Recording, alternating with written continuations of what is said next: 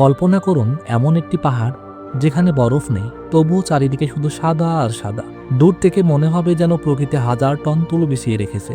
কিন্তু অবাক করার বিষয় হলো, এটি কোনো তুলো নয়, কোনো বরফও নয়। অভিযাত্রীকের আজকের পর্বে আমরা আপনাদের নিয়ে যাচ্ছি তুরস্কের সেই বিখ্যাত অবিশ্বাস্য প্রাকৃতিক বিস্ময় পামুককালে, যাকে সারা বিশ্ব তুলোর দুর্গ বা কটন ক্যাস্টেল নামে চেনে। তাহলে শুরু করা যাক আজকের অভিযান।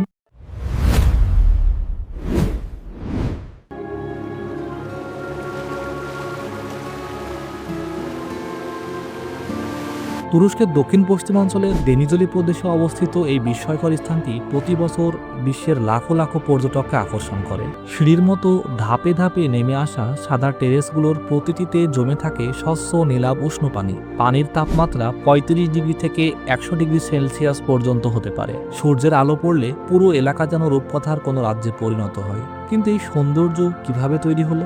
হাজার হাজার বছর ধরে পাহাড়ের ভেতর থেকে উঠে আসা উষ্ণ প্রস্রবণের পানিতে থাকে প্রচুর ক্যালসিয়াম কার্বনেট। পানি নিচের দিকে প্রবাহিত হওয়ার সময় সেই খনিজ ধীরে ধীরে জমে শক্ত সাদা স্তর তৈরি করে। শতাব্দীর পর শতাব্দী ধরে এভাবেই গড়ে উঠেছে এই প্রাকৃতিক সিঁড়িগুলো, যা আজ পৃথিবীর অন্যতম অনন্য ভূতাত্ত্বিক বিষয়। সমুদ্র পৃষ্ঠ থেকে প্রায় ১৬০ থেকে ২০০ মিটার উঁচুতে এর অবস্থান। এর দৈর্ঘ্য প্রায় ২.৭ কিলোমিটার এবং প্রস্থ সর্বোচ্চ ৬০০ মিটার। পামুককালে শুধু প্রকৃতির সৌন্দর্যের জন্যই বিখ্যাত নয়, এর ঠিক পাশেই রয়েছে প্রাচীন রোমান শহর হিয়েরাপোলিস। ২০০০ বছরেরও বেশি আগে মানুষ বিশ্বাস করত এখানকার উষ্ণ খনিজ সমৃদ্ধ পানিতে রোগ নিরাময়ের ক্ষমতা রয়েছে। তাই দূর দূরান্ত থেকে মানুষ এখানে চিকিৎসা ও বিশ্রামের জন্য আসত। পামুককালে ১৯৮৮ সালে ইউনেস্কো ওয়ার্ল্ড হেরিটেজ সাইট হিসেবে বিশ্ব ঐতিহ্যের মর্যাদা পেয়েছে। এই অমূল্য সম্পদ রক্ষার জন্য অনেক এলাকায় জুতা পরে হাঁটা নিষিদ্ধ, যাতে সাদা খনিজ স্তর নষ্ট না হয়। পামুককালে ভ্রমণের সবচেয়ে উপযুক্ত সময় এপ্রিল থেকে জুন এবং সেপ্টেম্বর থেকে অক্টোবর।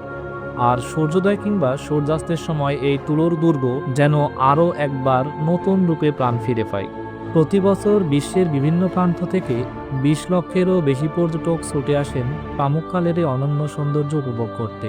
শুধু ২০২৫ সালেই এখানে ভ্রমণ করেছেন প্রায় ২৩ লাখ মানুষ, যা এটিকে তুরস্কের অন্যতম জনপ্রিয় পর্যটন গন্তব্যে পরিণত করেছে।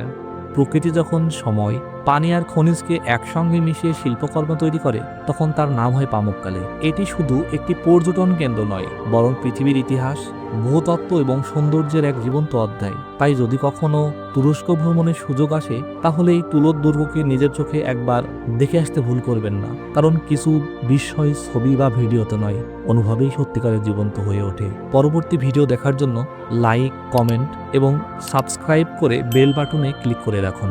ভিডিওটি দেখার জন্য ধন্যবাদ।